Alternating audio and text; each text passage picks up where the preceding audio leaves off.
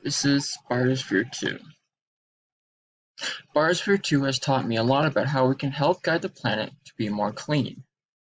The history of Biosphere 2 is a complicated one, in which the inhabitants known as Biospherians almost lost all oxygen and had to get some pumped in.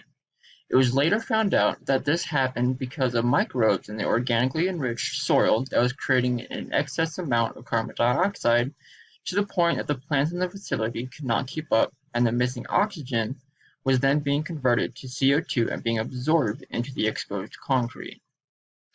The media scrutinized the team due to the fact that they had to have refrigerated trucks come in and pump oxygen into the dome. But if you ask the team that was both on the outside and the ones inside, the purpose of Biosphere 2 was succeeding, because to them, the experiment was to see what kinds of problems would come up, how to fix them in the future, so that when we start to explore the cosmos, they can mitigate the risks on the people and the habitat. Nowadays, the facility is being used to teach undergrad as well as graduate students the scientific process of fixing the environment small changes at a time. Its other uses to showcase to the public how important the Earth is in our future.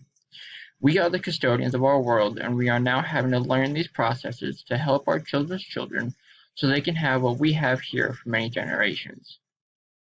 In conclusion, Biosphere 2 has helped the space exploration community in its ever-growing field so that when we are finally up there, we don't run out of oxygen, as well as showing us down here that we must do something to help and coax the planet into being more stable.